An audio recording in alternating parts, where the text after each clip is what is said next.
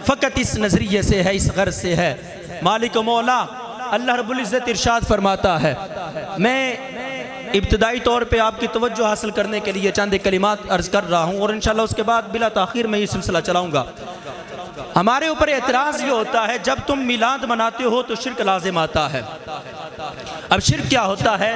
रब के जैसा किसी को मानना ये शिर्क है। अल्लाह के जैसा किसी को मानना क्या है? बोलिए क्या है? शिर्क है। अब अल्लाह की तौहीद क्या है? अल्लाह फरमाता है कुल हुवल्लाहु अहद। महबूब फरमा दीजिए अल्लाह एक है। अल्लाह अल्लाहुस समद, अल्लाह बेनियाज है। अल्लाह क्या है? बोलिए बोलिए अल्लाह क्या है? बेनियाज है। लम यलिद वलम यूलद, उसका कोई वालिद भी नहीं और उसकी कोई औलाद भी, बोलिए बोलिए उसकी कोई औलाद भी नहीं है।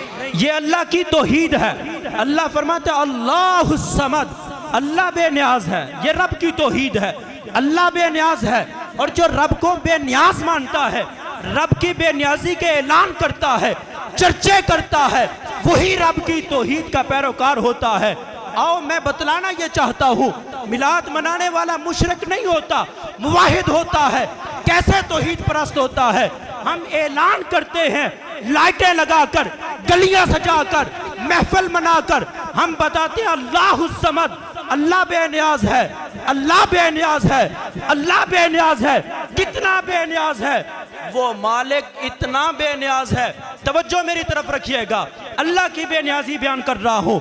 वो इतना बेनियाज है, उसने जिसकी खातिर, जिस महबूब की खातिर सारी कायनात बनाई, जिसकी खातिर रब ने आलमे बरज़ख, आलमे अरवाह, आलमे जन्नत और बाद के सारे मराहिल जिस महबूब की खातिर बनाए हैं, अल्लाह इतना बेनियाज है, इतना बेनियाज है, वो महबूब हम जैसों को अता फरमा दिया है।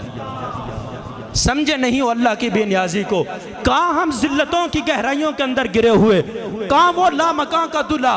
रब ने बेनियाजी का इजहार फरमाया, वो अपना लारैब और बेऐब महबूब हमें अता फरमा दिया। हम यही तो ऐलान करते हैं, या अल्लाह कहाँ हम, कहाँ तेरी ज़ात किबरियाई, तूने ये करम फरमाया कि तूने हमें अपना महबूब अता फरमा दिया है।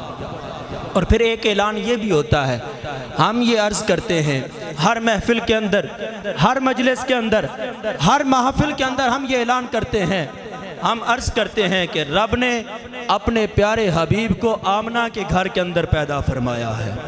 वो अब्दुल्ला का दुर्र यतीम है, वो 12 रबीउल अव्वल को तशरीफ़ लेकर आया है। हम ये ऐलान करते हैं आमना के घर में पैदा हुए हैं, अब्दुल्ला की पीठ से उनका नूर जाहिर हुआ है, आमना के बतन से उनका नूर जाहिर हुआ है, 12 रबीउल अव्वल को उनकी विलादत हुई है। यही तो अकीदा तौहीद है। हम कहना ये चाहते हैं लम यलिद वलम यूलद, रब का ना बाप है ना उसकी कोई औलाद है। जो पैदा होता है वो खुदा नहीं होता, और जो पैदा नहीं होता वो खुदा होता है। हम ऐलान करते हैं वो पैदा हुआ है, वो खुदा नहीं है। तो फिर इतना एहतमाम क्यों करते हो भाई? किस लिए ये सारा कुछ करते हो? सिर्फ ये बताने के लिए पैदा हुआ है, खुदा नहीं है। करते इसलिए है खुदा से जुदा नहीं है। ये सारा इसलिए करते हैं, एहतमाम इसलिए है कि वो खुदा से जुदा नहीं है। बस यही एक हमारा अकीदा और नज़रिया है। इसी की खातिर हम जमा हो जाते हैं। हमारा हरीफ कुरान की जिस आयत को पढ़ के अल्लाह के रसूल की शान के ऊपर हरफ उठाता है, हमारे उलमा उसी आयत से अल्लाह के रसूल की अज़मत ढूंढ कर बयान कर देते हैं। अल्लाह रब्बुल इज़्ज़त ने कुरान मजीद के अंदर इरशाद फरमाया इक़रा बिस्मि रब्बिकल लज़ी खलक़। जब ये कलाम पाक अल्लाह ने नाज़िल किया, सैयदना जिब्राइल अमीन अलैहिस्सलातु वस्सलाम हजूर की बारगाह में हाजिर होते हैं, अर्ज़ करते हैं महबूब इक़रा, पढ़िए। हजूर अलैहिस्सलातु वस्सलाम इरशाद फरमाते मा अना बिक़ारिन, मैं पढ़ने वाला नहीं हूँ। जब हजूर ने ये इरशाद फरमाया मैं पढ़ने वाला नहीं हूँ, जिब्रील फिर अर्ज करते हैं इकरा, महबूब पढ़िए। फरमाया मा अना बिक़ारिन, मैं पढ़ने वाला नहीं हूँ। जिब्रील फिर कहते हैं इकरा, महबूब पढ़िए। फरमाया मा अना बिक़ारिन, मैं पढ़ने वाला नहीं हूँ। हरीफ ने जब ये पढ़ा, हमारे मुखालिफ ने जब ये पढ़ा, भाई देखो जिब्रील के सामने मुस्तफ़ा फरमा रहे थे माँ अना बिकारीन, माँ अना बिकारीन, माँ अना बिकारीन, मैं पढ़ने वाला नहीं हूँ, मैं पढ़ने वाला नहीं हूँ। कौन नहीं होता जिसको आता नहीं है, ये मफहूम बयान किया। हजूर को आता नहीं था इसलिए खामोश थे, पढ़ नहीं रहे थे। जिब्रील ने कहा इकरा बिस्मी रब्बिकल्लज़ी खलक।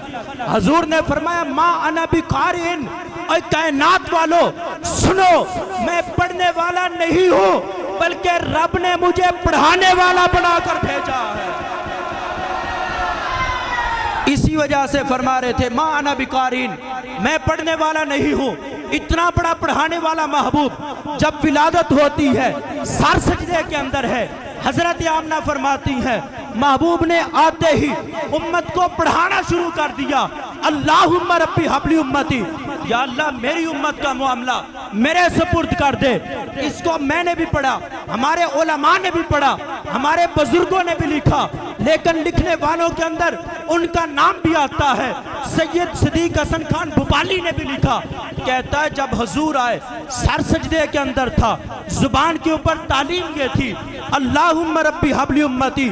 सवाल ये पैदा हुआ, हुजूर ने आते ही सजदा किया है। आप में से जो जहां अल्लाह के हुजूर सजदा रेज होते हैं, इस बात से बखूबी आगाह है, सजदा करने के लिए जगह का पाक होना जरूरी है, जिस्म का पाक होना जरूरी है, कपड़ों का पाक होना जरूरी है। जिस जात को सजदा करना है उसका माबूद और मसजूद होना जरूरी है। अगर आज कोई कहता है कि दीवार के पीछे की खबर नहीं थी, भोंकता है महबूब की शान के अंदर, मैं कहना ये चाहता हूँ महबूब ने आते ही सजदा किया, गोया तरस दे रहे थे। मैं जिस जात को सजदा कर रहा हूँ उसका भी इल्म है, मैं ये भी जानता हूँ मेरा बदन भी पाक है, मैं ये भी जानता हूँ मेरे कपड़े भी पाक हैं, मैं ये भी जानता हूँ जिस जात को सजदा कर रहा हूँ वो जात। इसलिए महबूब ने आते ही सजदा किया ताकि उम्मत को पता चल जाए माँ अना बिकारीन अनपढ़ को नहीं कहते, बल्कि माँ अना बिकारीन वो होता है जो किसी दुनियादार से नहीं बल्कि रहमान से पढ़ के तशरीफ लाता है। इसीलिए हुजूर ने फरमाया माँ अना बिकारीन, मैं पढ़ने वाला नहीं हूँ बल्कि मैं पढ़ाने वाला हूँ।